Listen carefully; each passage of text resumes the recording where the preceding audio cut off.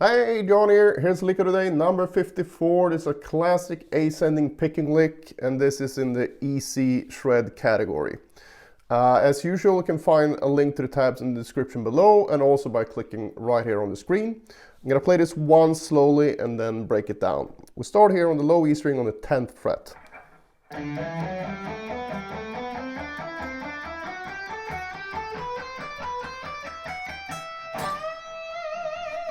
So when you first heard this, you probably didn't think, oh, that looks super easy, but this is one of the first picking runs that I actually started to get some speed, get up to speed basically.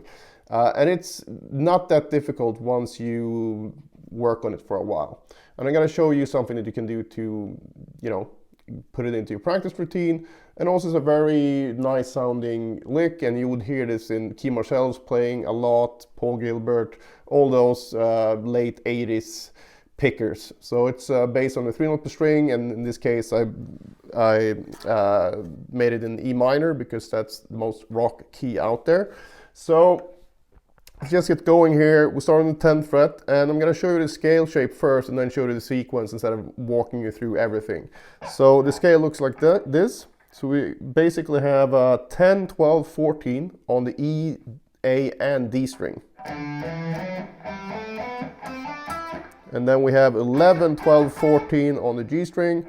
Then the same type of shape, half step, whole step, but starting from the 12th fret. So 12, 13, 15, and then finally we have 12, 14, 15 on the high E string.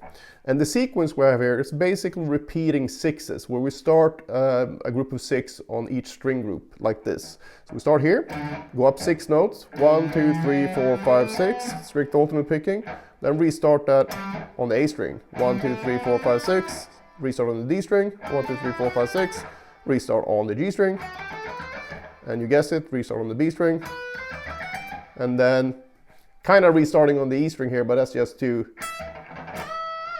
set us up for the bend. And the bend that I'm doing here is just playing the root note here, and then I bend up to the root note from the flat 7. So again from the beginning.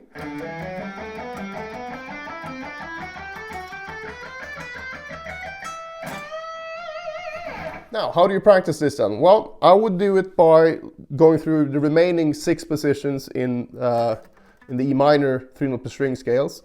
That would be the same position as G major, and basically if you don't know those, you can check out I have I think it's a 3 or 4 part series here on this channel, where you can find a good way to learn these shapes if you don't know them already.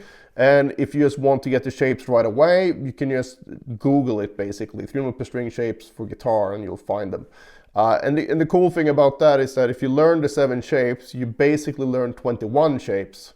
No, actually, you've learned 49 shapes, because it's the same 7 shapes for all the related modes. And the modes, including the major scale, is 7 modes. You have the Ionian, Dorian, Phrygian, Lydian, Mixolydian, Aeolian, and Locrian. And each of those modes will have the same 7 shapes, but the root note will be in a different place. But it's the same fingerings though, so you can't go wrong learning those. And even if you have no idea what the modes are, just go learn all those 7 shapes, and then once you start learning about the modes, you will be way ahead of the game, because you already know where to find the notes on the fretboard. And then it's just all about relating it, each shape to the correct root. But I'm not going to get into that right here, but I would highly suggest that you take this sequence and go through all the different fingerings, right? And also I would apply my mechanical approach, where you take, in this case, 3 fingers at a time. So let's say you started from the 7th fret, then you would go up with 1, 2, 3. So you take exactly the same sequence, you just go up.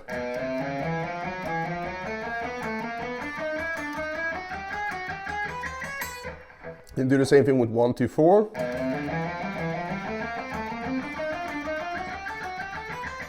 And same with 1, 3, 4.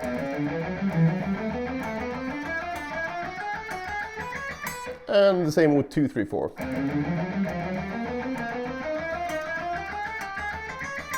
Then move it up a fret, repeat.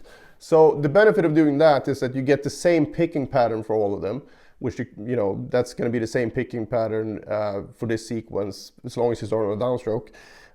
But you also work on all different fingerings here, meaning 1 2 3 1 2 4 1 3 4 2 3 4. So you're not just sitting there repeating, you know, getting an overemphasis on any one fingering, because that's not a great way of developing your left hand.